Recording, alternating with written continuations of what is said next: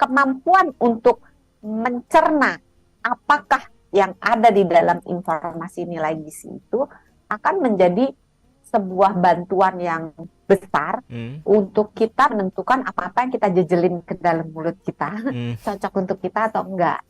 Tapi pada kenyataannya penduduk Indonesia itu hanya sekitar 6,7% yang baca itu informasi nilai gizi. Ada datanya jadi ya?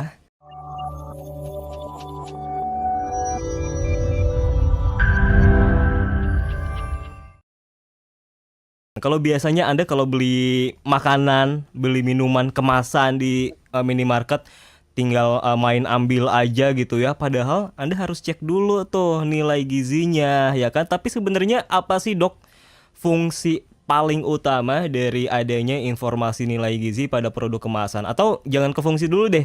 Apa sih sebenarnya info nilai gizi? Mungkin ada juga nih sahabat sebenarnya yang belum ngeh nih. Emang apa sih yang sebelah mana sih gitu? Informasi nilai gizi itu sebenarnya adalah pemberitahuan dari produsen makanan atau minuman kemasan yang menunjukkan isi dari kemasan tersebut apa aja. Nah, tujuannya apa?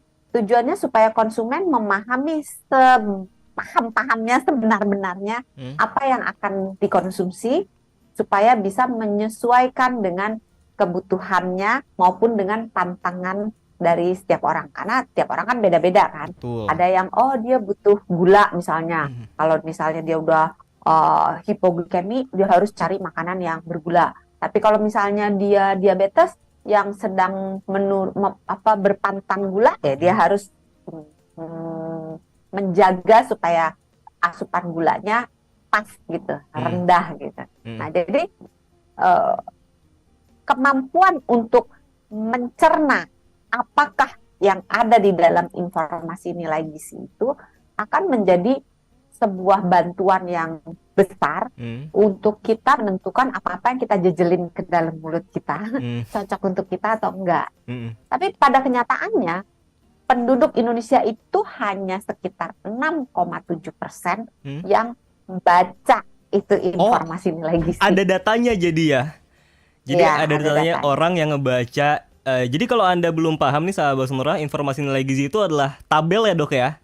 Biasanya ada di samping atau di belakang produk di belakang kemasan. Biasanya di samping atau di belakang. Iya, di samping itu biasanya kalau yang bentuknya kardus ya, packingnya itu kardus. Tapi kalau bentuknya nggak tahu, saya boleh ngasih contoh mungkin. Oh boleh.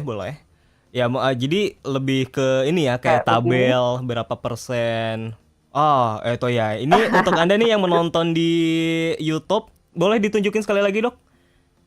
Ya, ini mohon maaf ditutup mereknya karena sebenarnya ini diliatin aja tabelnya ya.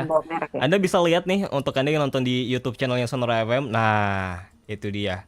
Jadi intinya adalah tabel ya. Kalau Anda lihat ada tabel sekilas di belakang, biasanya tuh di samping tabel-tabelnya ada nilai-nilainya ya. Tapi kalau sama komposisi beda nggak, Dok? Kan suka ada tuh komposisinya juga. Oh, beda.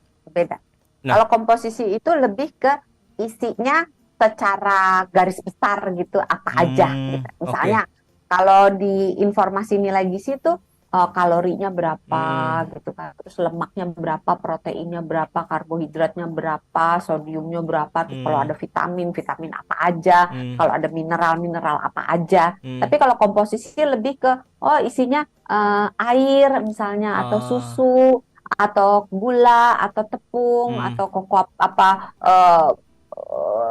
kopi atau coklat gitu. Jadi lebih ke gelondongan besarnya gitu, bahan bakunya. Lebih ke bahan bakunya ya. Oke.